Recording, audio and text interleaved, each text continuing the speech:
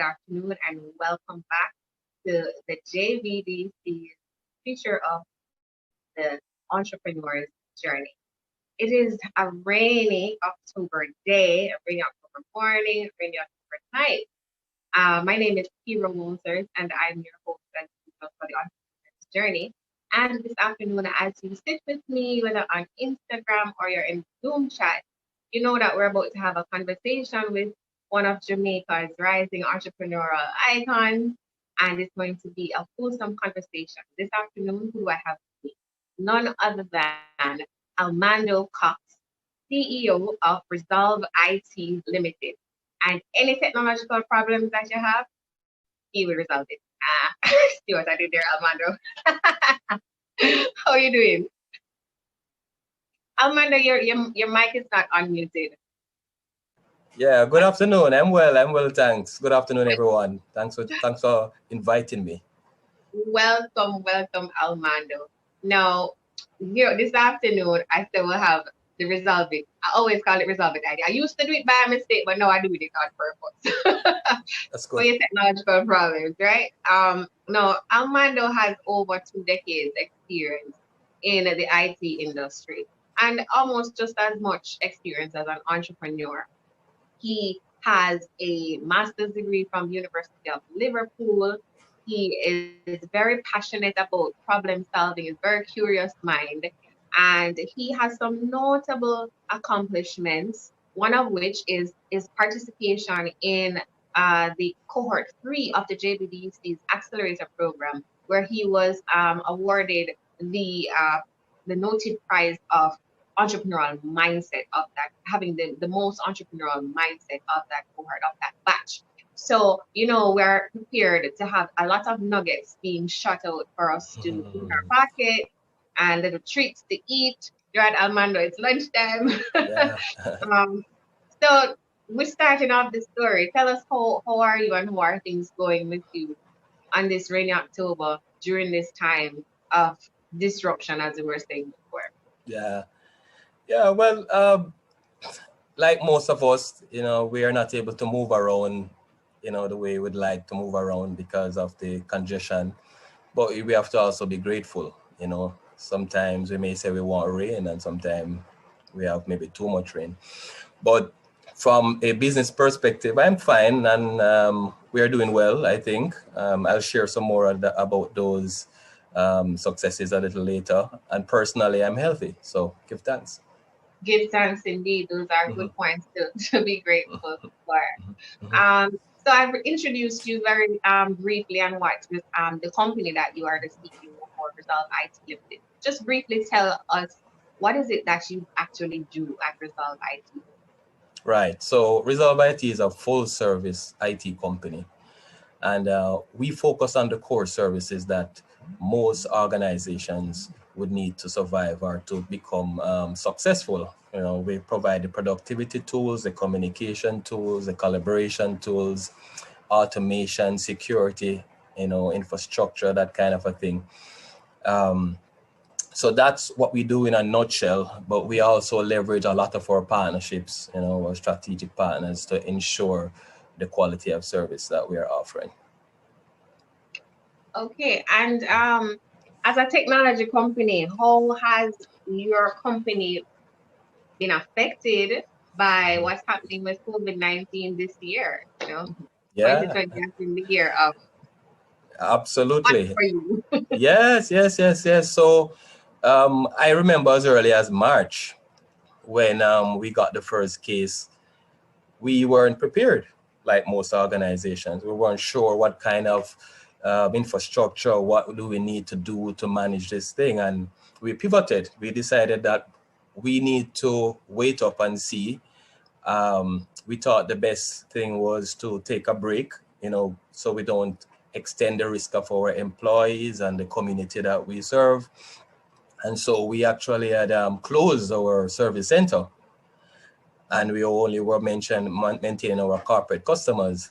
And we did that from March, April, May, June, and then we just started back the service center in July. And some persons might say, boy, that's ridiculous. How can you survive closed for so long? But I still think for us, it was the best decision. By then, we caught up, we learned some of the strategies that we can put in place. We were doing online, so we moved our operations online. So we started to do deliveries and so forth through the service center. But coincidentally, at the same time, businesses were asking us to assist them to move to do with their work from home that was happening, to put the necessary infrastructure in place so they can access their accounting package or their line of business application. And schools also were asking us to assist them with their learning management system. So while we had slowed down in the service center, which is the retail side of our business, on the corporate side, we saw a spike there. Okay. And in the time that you were, that period, a few months when you were not having your service center open and you were only serving your corporate customers, Mhm. what did you do internally for in terms of your strategic response and to prepare for what was to come next? Great question. Great question. So around that time, we took the time out and we looked at all the variables. And I thought we used that time to restructure, to put our house in order, some of the things that we were late in doing, some of the backlogs. We have like our paperworks and our backlogs. And so we use that time to do that and plan for it. We recognize that we would definitely need to have a online presence moving forward because this pandemic is here for a while. Um, so we already started that process of to develop our online store. We will be announcing that soon. But outside of that, we even did recruitment in that period. When persons were laying off people, we were hiring. Uh, but we did that, put our infection prevention control protocol in place. We put the necessary sanitization systems in place. We discuss it among our team, what do we need to do, or do we handle certain situations. So pretty much we use the time to plan on how to manage this disruption. So it's not really a major disruption. Yeah. Okay. All right. And so now that we are pretty much several months into this scenario of, Mm-hmm. I don't even know what to call it. No, we're calling it period of disruption, we're calling it Yeah. COVID-19 era. But Yeah. since we've been going through it for a while now, what is the vision? What is the way forward for you? Yeah. Right. So the where we at, our strategy for 2020 was one of scaling our operation. We have a great demand for our services, and we already had positioned ourselves to, recruit more, talents that could complement our team, expand our reach. So we go regional, which we are regional now. But we had paused because we weren't sure based on where the market would go with this disruption. And after that, now we did our reassessment and we recognized that um, our services, they are still in demand. We continue our scaling. So our strategy is to continue as the plan to attract talents, expand our client base, but put a little more focus on making our services available through our online system. So we just ensure that the online channels are working. So for persons who are listening now, I'm making a little movement to plug. What are some of the things that they can look out to connect with you for? Yeah. So we're doing a lot of things. We're helping schools with their Microsoft Teams for education and their Google Classroom. So we are helping them to get the service, configure the service, train their teachers and their students, by extension their parents, because the parents need to be in the loop. We're doing a lot of work there. We're also assisting have a passion for small businesses. So we're also assisting the small businesses with the kind of technology to ensure that they can be viable, so what you'll be hearing more about is our online, we're working on revamping our website. So you'll be hearing more about our e-commerce platform where, doesn't matter where you are in the world, of course, you can be able to engage and do transactions with Resolve IT. And I will add Hmm. that, we really appreciate the help that you have extended to us here Hmm. at GBBC with helping Hmm. us as we were transitioning during this period by Yeah. getting us hooked up with Microsoft Teams and really exploring how it is that can help us to stay connected and keep doing the work that we need to do with our clients. Yeah. So anybody listening out there is very practical. Hmm. I did say in the initials introduction about Hmm. Almando that he is very solutions oriented, and I want us to get into some of the stories, Hmm. the backdrop for where that kind of curiosity started to emerge. Um, Tell us about the little boy with the sharp. Take us way back now, Hmm. Almando, to Hmm. the beginning of your entrepreneurial journey. When did you in 2020 vision? I'm there in Yeah, yes, 2020 yes. time. Uh, you When know, did you first pick up that you had this entrepreneurial thing going on? you as we grow, and we learn, that our steps and our missteps is what kind of form or shape us. And my mine started way, way, way, way back from as early as primary school. You know, Oh, mm, so what happened back then was I always have this inquisitive mind. I like to see how things work. I like to get into the belly, as we call it, to understand how the nuts and bolts will work or with other things. And so I always curious, and that led me to learn to read and research. And over time, I started to understand. I saw the sharpener. Like, this is my new sharpener. I'm at school. I have my pencil, and I started to figure out how the sharpener work. Why would the sharpener stop work? And over time, I find myself having an inventory of sharpener parts, of the blades, of the screws. Students used to come to me and ask me to repair their sharpeners, you know, and I was known in the class, in the school, of the person who repairs sharpeners, and that evolved, to me now doing pens, paper made pens. How ridiculous that sound, eh? I am changing the point of the pen. I'm taking it out, replace it. Sometimes the pen is bad, the point is bad. I'm re-inking, I'm doing all kind of crazy things. And even for teachers, I used to do it for. I used to be in classes and people saying sharpeners or pens on the floor to say, can you fix this for me? And so I was respected, as that someone who, have developed that craft, and so that's where I started to connect research, investigation, that kind of thing, put that into a skill. But I didn't know anything about business, of course.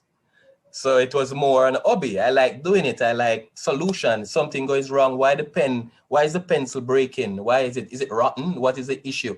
And understanding all of that, and be able to even communicate to the pencil holders why your pencil isn't sharpening. ah, You yes, understand? you own it, yes. And Yeah. this skill Mhm, is mhm, needed for you guys listening. This is a skill that is very important at the mhm. beginning stage of your business, especially at the beginning stage of the business, or at any point that you're about to introduce anything new to your market, your customers.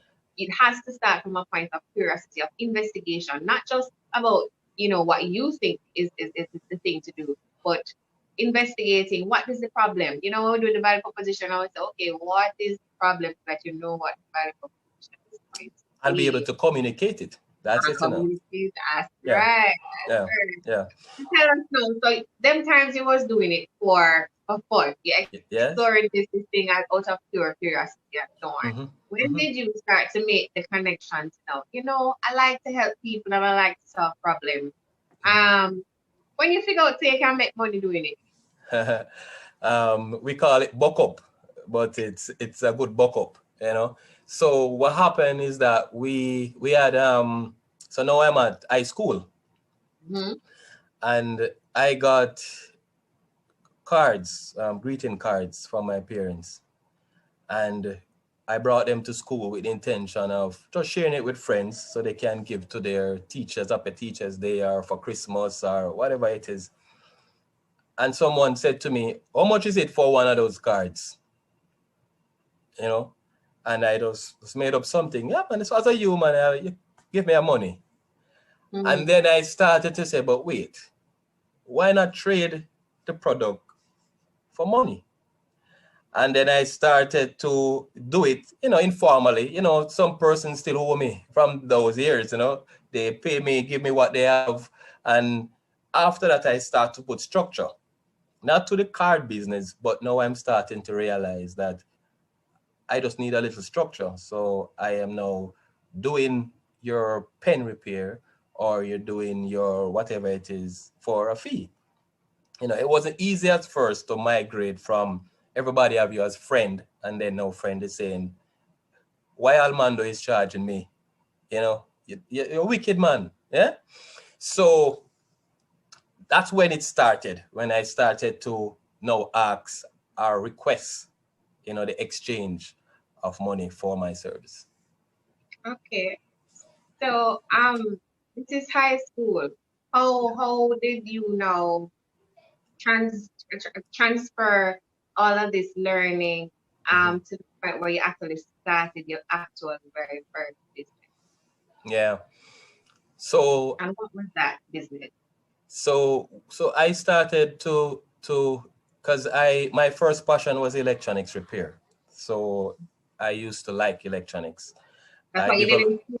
That's what you yeah, did, because you went to a technical school.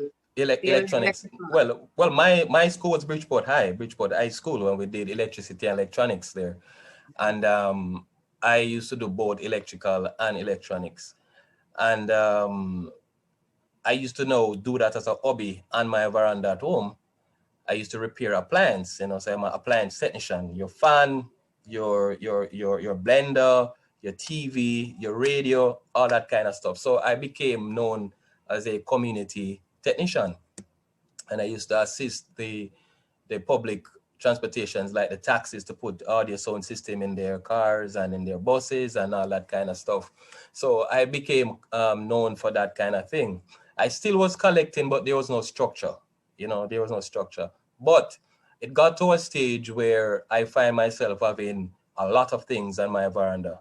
Now I have to manage junk. People don't want this, but they just come and give it to you, but they don't really have money to fix it. And that caused me to start to think about a strategy how to manage, you know, the amount of things that person will carry. And then that's when I started to introduce deposits. So persons, if you don't have a deposit, then don't bring it come because you really don't have any money to fix a thing. And then eventually now I had to move to a commercial space because now I was getting business. Now I couldn't do it by myself anymore. And while doing all that, I was still fully employed. So I was still fully employed and doing business straight up for many years, right? And then eventually, I got an opportunity to get a corporate space. And then I got the corporate space, and then that's when the conversation about business started. At that time I was trading, but not really a business, you know? Mm. Yeah. And then tell me how that changed for you. And you said that you went into a corporate space. Hmm. What were the changes that, because you already were trading, as you said, but Hmm. what were the things that changed in structure, in form, and in how you were now operating once you started to treat it like a business? Yeah. So because I over time, had started to develop a client base, persons, the word of mouth, the community knows that you do this kind of thing, and persons started to want to access your service. That also went on into the corporate space. There were persons in the corporate space have their devices that they wanted to repair, and they would ask me to try to assist. The problem about it that time is that I wasn't registered. I didn't have a GCT number and that kind of situation. And from the corporate side, I can't charge a GCT for sure, but also they want to be able to claim back and their GCT and that kind of thing if they have to be doing that kind of transaction. So one of my first clients who are still with me from 15, 16 years, they were the one who encouraged me to go and register. And once I did that, um, it now caused me to start to consider other things, but still not sure about how to do these things. I didn't go to school to do business administration. Everything I do is technical. So I develop electronics, electrical, computing. I went up through all of that kind of thing. But here comes a situation when one day the tax person said to me that, hey, you owe us some money. And first I'm hearing about certain and certain taxes at that time. So ignorant, right? Say I'm running business and so ignorant. And we went in, get the knowledge, still do the research and read some more, understand. And then it dawned on us that it's not business as usual. You can't just be doing things like that without structure in the bookkeeping side of things. So tax persons at the time assisted us to do the kind of thing that we need to do. But we started now to put shape to an organization at that time. We were forced to, and we had Exactly. to sustain.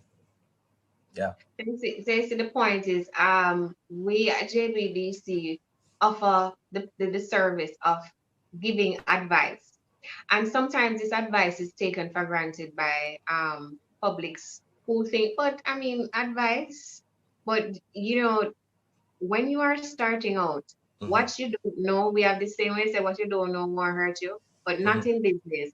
Anything that the more you know, the better. Anything that you don't know has the Absolutely. potential of hurting you. And Absolutely. that's I would take that as a learning point Mm-hmm. that it is always important to be in the know about what are the formal requirements, what are the to operate your business and the industry based on the industry that you're in, because some industries do have peculiarities or nuances where you have to get more, And I go want more. to add to that, Kira, if I may. I wasn't fortunate like some persons. I didn't have a mentor Mm, in terms of a business mentor. Someone has done it before and, say, well, avoid that, step. I did by exploring, through exploration, I would identify certain things and I say, well, this model is working. All right, let's try it some more. This model isn't working. And there's a lot of missteps. I mean, let me not even try to pretty that up. mm. There's a lot of missteps, you're doing the things wrong. Um, but the important thing there was all of those little missteps is what I can use to guide my decisions today, right? So, once you learn from them, that's fine. So some of the things that's say it says, I don't know if I'm gonna just paraphrase, but there's a Mhm. saying that says like smart people learn from their own mistakes, and then they say really wise people learn from the mistakes of others. Mhm. So if anybody is watching and they haven't made some of the mistakes yet, they're Mhm. not every mistake you have to make, right? Mhm. You can actually benefit from getting guidance before and during at any point at all that you're operating your business. And you're gonna still end up making mistakes. You're gonna still have pitfalls. There are gonna still be things that you will not be able to foresee. But it certainly does help you if you are taking care of some of the things that you can anticipate and prepare yourself for them beforehand so that those things don't throw you for a loop, Absolutely. right? Yeah. And also the point that you made about growth. You were growing organically, which is Yes. where a lot of business people do. This you Yes. start doing that Hmm. thing, but then you start attracting more and more and more in terms of the customer base. And that customer base now starts to change in terms of their needs. And your corporate clients were saying, hey, we need you to be a formal business because Mm-hmm. it helps us in Mm-hmm. certain regards when you do that. So that's another thing that it don't make sense to delay that. Prepare yourself and get straight so that you can navigate this and And go quicker. and another point on that, Kira, is that you see, as you grow, you're consumed by the operations, the operational activities, serving customers, getting what you need to do. So you are consumed by that. You don't spend a lot of time in dealing with the strategic and the corporate governance side of things, which is also important, right? And so if I had a JBDC, so to speak, back then when I was doing this, then I may have been, tripled 4 times where I'm at now. Not complaining, but the point I wanted to make is that when you have organizations like JBDC available, then that definitely is a great value for organizations who are of entrepreneurial mind. Get somebody who can bounce things off of, instead of you have to go and try it, you know. And the important part of that, of course, which maybe a lot of person don't know, it is free. Don't Very free. uh, so you're operating your electronic store. Hmm. What was the next big or more most significant event in this journey that you've been on? So we're still back in the days, or we're talking about up to now Oh my, 2020? well, I want you to guide us, just talk us through your transition from Okay. the electronics store into Yeah. Result Yeah. IT. Okay. Right. So we at that time we were doing a lot of appliance and less computers. So name it, microwave. The only thing we didn't touch at the time probably was refrigerator and stove, but everything else we would handle. But just like business, you have to continuously review. You have to review where you are, and from that point, we started to check and realize that yeah, this is cool, but this is not really where we want to be, and we needed to transition into computer technology more, and so at that point, what we did was to brought in computer. Then because our corporate clients now is now demanding services, hey, can you do this? Can you do that? Can you do that? You're realizing that there is a need, there's a demand for that kind of thing. Can you do networking? And we're saying, but no, not really. But I am seeing that there's a market for it. So guess what happened? Again, remember this little boy who loves, to inquire and research and that kind of thing. That's what happened. I started to research all these things. I do my reading. I then do a course into the particular project, right? So all of those times I went up, I'll go through, either I'll do the regular A+ to deal with computer report repair. Then I'll go to networking. So I do the networking course. Then I'll go through to do computer course. So while I knew a lot of things, for me, it's always important to get it to validate what I think I know. And my position on that is to formalize it. And I call formalization meaning you go through some training process or some Mm. kind of evaluation to say, yes, this is how it is, but this is how they're doing it in America. This is how they're doing it in Europe. This is how they're doing it in Japan. And you can use all that kind of knowledge that you get through, the learning and apply it. So eventually we started to onboard these additional services. We started to do, for just our special clients or networking. We used to repair Macs early back in the days. And then we started known for repairing Macintosh because there's not a lot of Mac repair technicians used to be in Jamaica. And then we started to develop. Word of mouth again was the thing for us. We never have any money putting in paper, ads in the paper. It was just you're doing a good job and your clients think you're doing a good job and they'll tell their colleagues, and it goes from one to another. The employees of the organization will tell their friend who also knows who works somewhere else. And then that cause now your client base to grow. And then as your client base grow, you again you evaluated.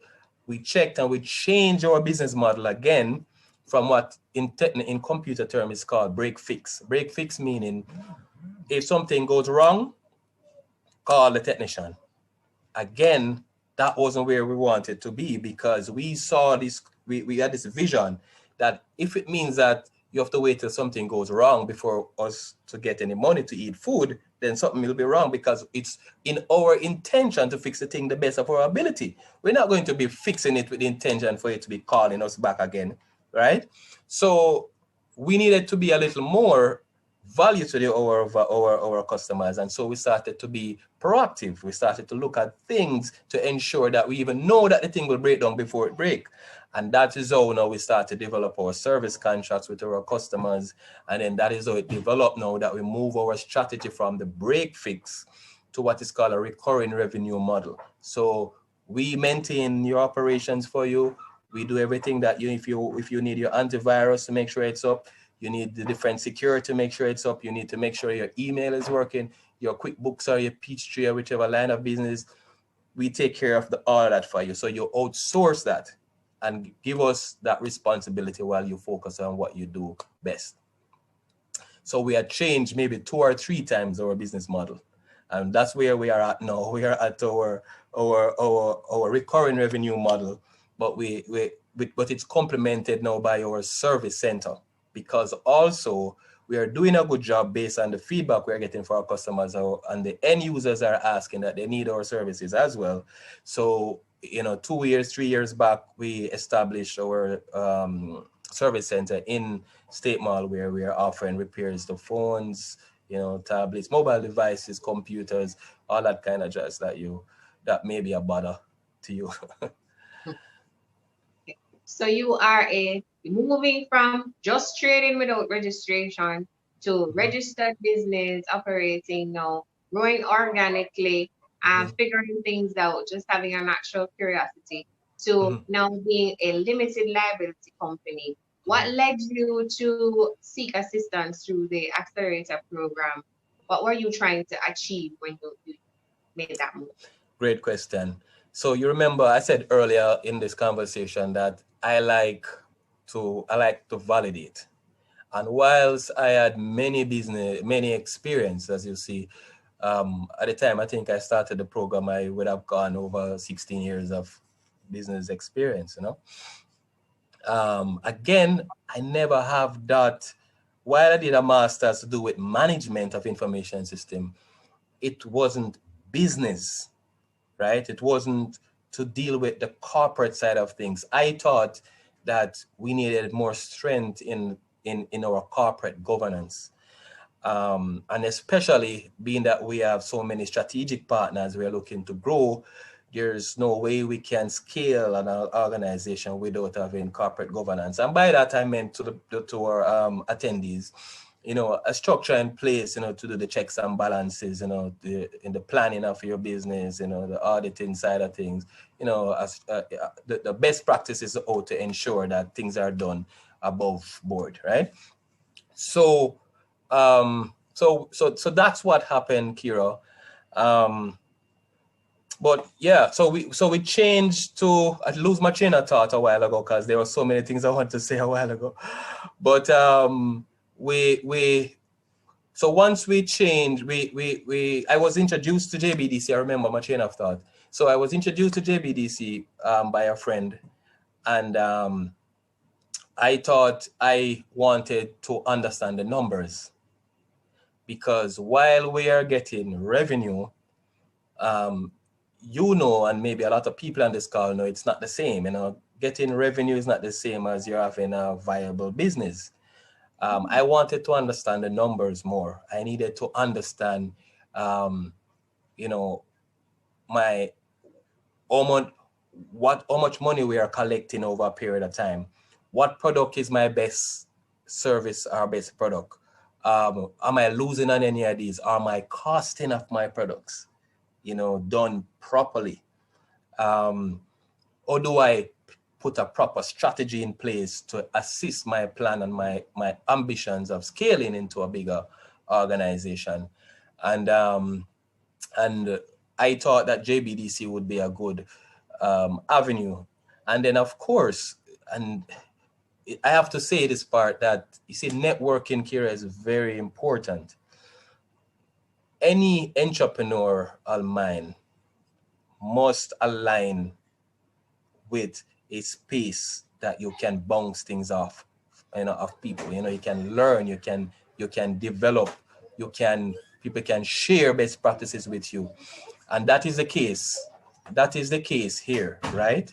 I went to JBDC with an open mind to say, well, let's see if JBDC can help me with networking and with my numbers, and I went there, and Did the rest is is history.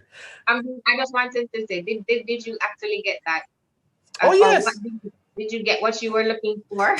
and more, absolutely. So I everybody who hear me say JBDC, I keep saying, it is the best kept secret. It is. So again, I said I was managing my expectations, so I was interested in the networking part of it and the numbers. But while going through those sessions, 3 months of it or so, it opened my eyes even wider that there are things that we were doing, but we didn't understand its direct impact to us as an organization, and also as the impact to our client. Um, so we were able to get to a point of understanding that there are some products and services that we have that it's okay that we maintain them, although it's not really making a lot of money. We call it loss leader. So, but it attracts our client. It helps to deliver that particular experience that we desire to get to, that we are offering to our clients. So we maintain some of those, but there are also some products that really they were just on the books. They didn't make sense, and some products were just too expensive to maintain, and the overhead was too great. So yes, we were able to get to the point, still working on it, of course. Mhm. It's an ongoing thing, but we were at the point where we now have a better understanding as to what do we need to scale, how many people, how many team members, how many Yeah. more products, that kind of situation. So you basically learned from the program how to work on your business and not just in your business. Absolutely. For Let's all that stop. here, you summed it up well. You summed it How up many well. people you have? How many people you have working for you now? We are a team of 6 full time, and we have part time persons as well. What kind of boss are you? That's a question that we should ask the team, You team, then.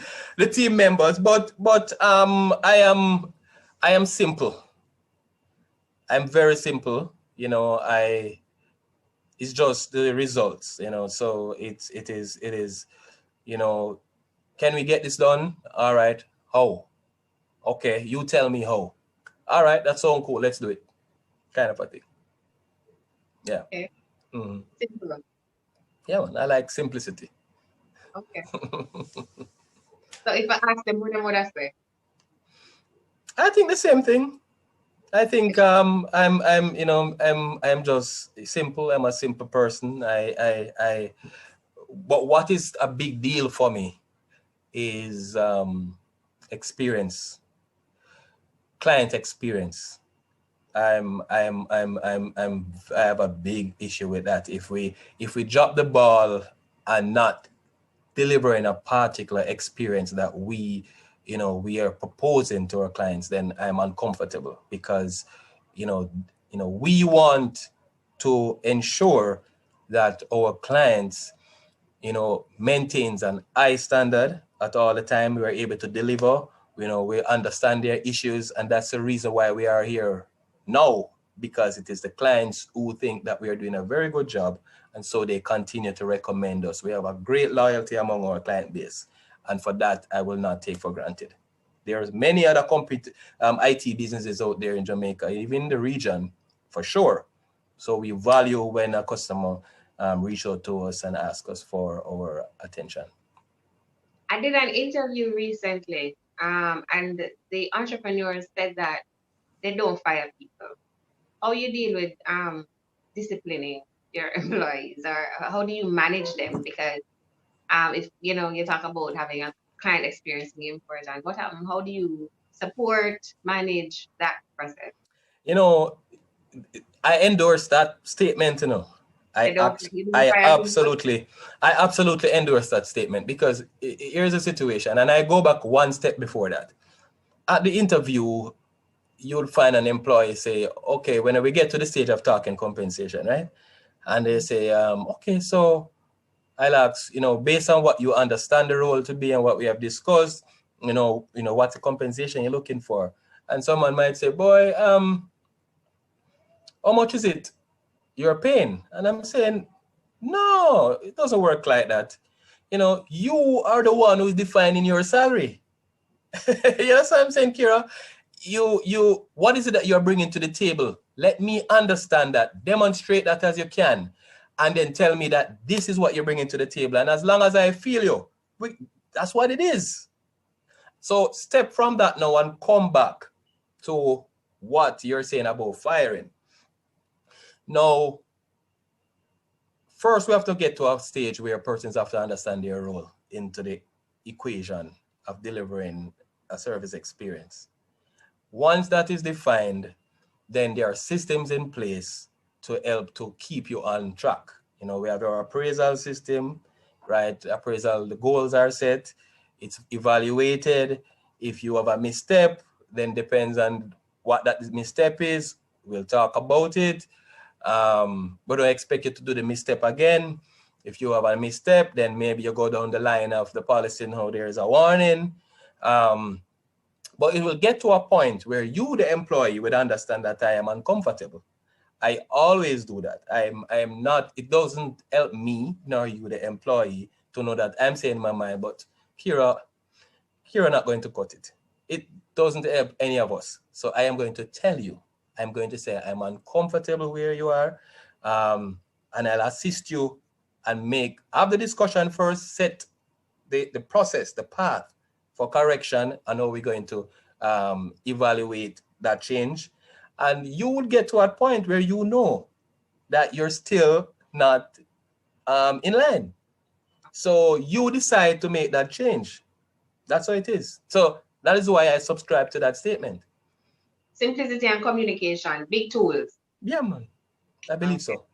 I get it. I get Mm-hmm. it. Mm-hmm. Okay. What has been the biggest or the hardest thing for you to learn as an entrepreneur? The hardest thing to learn, uh, managing people. Mm, Managing people. Listen, remember we all have our own, idiosyncrasies and our culture, different way of lives and so forth, and we think differently. So manage people have different personality. So managing people is still an area that eludes me. I don't think I'm a master at it. Whilst I have a lot of experience in it, and I don't know if I'll become an expert in it either. But managing people, I think, is the hardest thing. To build the kind of culture and maintain the kind of culture that I need within Resolve IT. Yeah. okay. So if managing people has been and continues to be one of the biggest things for you to learn, do Mm-hmm. you have or have you formed a philosophy that keeps you sane or helps you to do this in a way that doesn't get you frustrated or Absolutely. Um, so that is some of the things I've mentioned to you about, a process, the evaluation, the warning letter and that kind of situation, where we're checking sometimes. So we check in to see where we are. So those little systems are in place. But from my point of view, I come to a realization that I don't have the answers for everything. so Um, you and need once people. and once I accept that position. I mean, I wasn't like that before. I used to always think that I can fix everything because I'm a fixer man. I fix everything. You But resolve it. yes. But I have grown and matured to a stage where I understand that I can't do everything. There are some things I must accept Get the wisdom, the serenity prior of the wisdom to understand the difference between what I can change and what I can't change. And that's my position. Okay. So I'm gonna say your philosophy based on what you just said Hmm. is that you need people. You Of need you course. need you need the people, and Yeah. so Yeah. that Absolutely. Can't be you done without. I have to have a team. need the people. Yeah. You need I Hmm. can't do it alone. All Hmm. right. What's been the most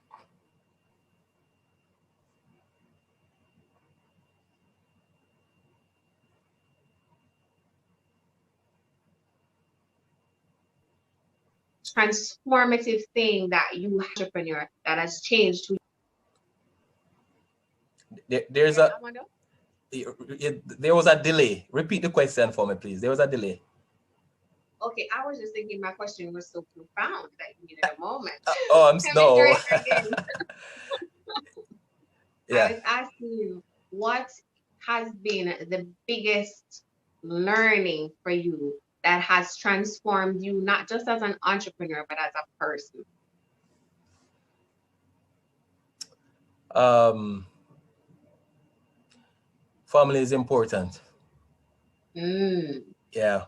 So the reality is, over the time, I've been spending a lot of time developing, businesses. Although we're talking about Resolve IT, there were other businesses, and you know, because I'm also a conceptualizer, so the idea will come to me. I'm able to connect it very fast, put it in motion and that kind of situation. And so I find myself having so many things happening. I was full-time employed as of, was it 2016, up to 2016. So all of that period, I was still fully employed and doing all these things there. Obviously, there's 24 hours in the day. And so for me to be able to commit to a full-time job, commit to my client base, and explore and research, something's going to get left behind. And so over time, I recognize, even in recent times, that, you know, while I don't mean to disconnect from family, I have to disconnect from the other things and make time for family. So, so it's in my consciousness, not all implemented yet, but that's definitely, I would say, the biggest thing that I learned, in the entire journey. Sometimes we get caught up in operationalizing business, um, and sometimes lose sight of important things like family. you know, Almando, there are a Mm-hmm. lot of successful, like extremely successful Mm-hmm. persons who we have the privilege of looking back at their story. For Yeah, example, um, what's his name? The Apple guy that died, Steve Jobs. And yeah, I mean, there are lots of different people who their stories are that they didn't have time. They were so focused on what it is that they're doing. And yeah. as you said that a while ago, you're on this journey, you're still a young man, Mm-hmm. accounts. Mm-hmm. And you are saying this now because I think I remember in like the Steve Jobs case, which is top of mind right now for me. Mm-hmm. Mm-hmm. It was only very late in his story Mm-hmm. and his journey that I think he began to appreciate that. I just want to ask you to quickly, because we're coming up on time, Mm-hmm. to tell me what is the value that having a healthy family life bring to you as an entrepreneur? It's a big deal. Let's talk about my wife, Karen. So without having a healthy family life, it means that there will be a psychological draw on me.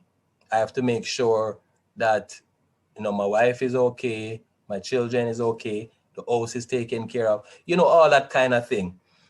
That in itself also takes time. So you would have to give up something to attention to that.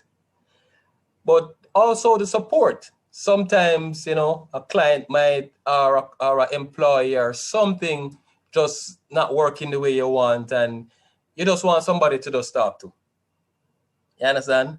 Not JBDC in this case. Yeah, only good for so much. Yeah, yeah. And so, you say, boy, you know, and then, sometimes just to listen, but sometimes there's also feedback. So it is very, very important, very important. I think to be successful as an entrepreneur, you have to have a successful or a healthy, using the term that you use, a healthy um, relationship or a family in place. That's my view. I love that because Yeah. that's one of the questions. You answered nicely for me because I Yeah. was gonna ask you to define what success Mm-hmm. looks like for you, and Mm-hmm. maybe you could just add on to it, Mm-hmm. um, if there's anything to add on. Mm-hmm. Um, this is a statement. Resolve IT has made it. It has made it big time success. What does that look like? What does the top of success look like for you for Resolve IT? I hope you understand. Oh yeah, absolutely, and that's something that I think about every day.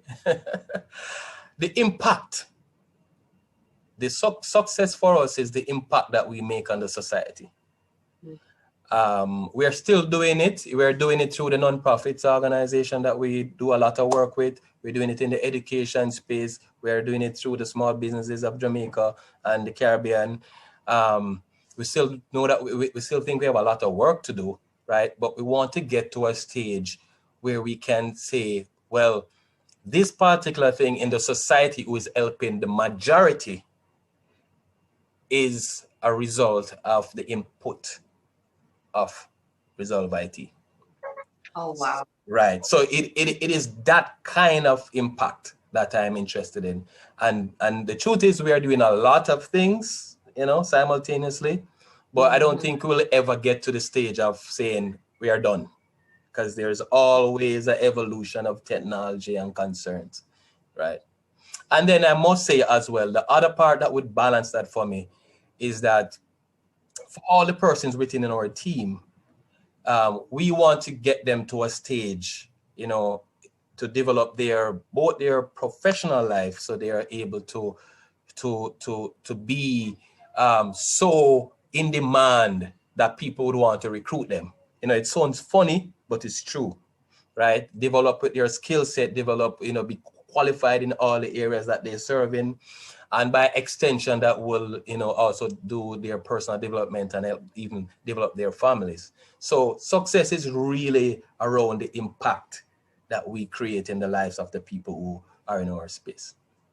I love that response. I love that answer because my personal view is that Mm-hmm. success really needs to be rounded. A lot of the times Mm-hmm. when we think of and we speak about success or read about it, it is on from a perspective of what we have achieved materially Mm-hmm. and Mm-hmm. measured. It's measured in terms of money and material acquisitions and so on.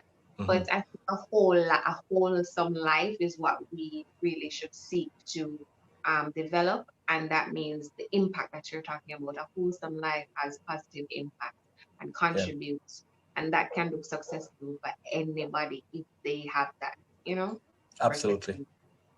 Um, I soon make a little confession.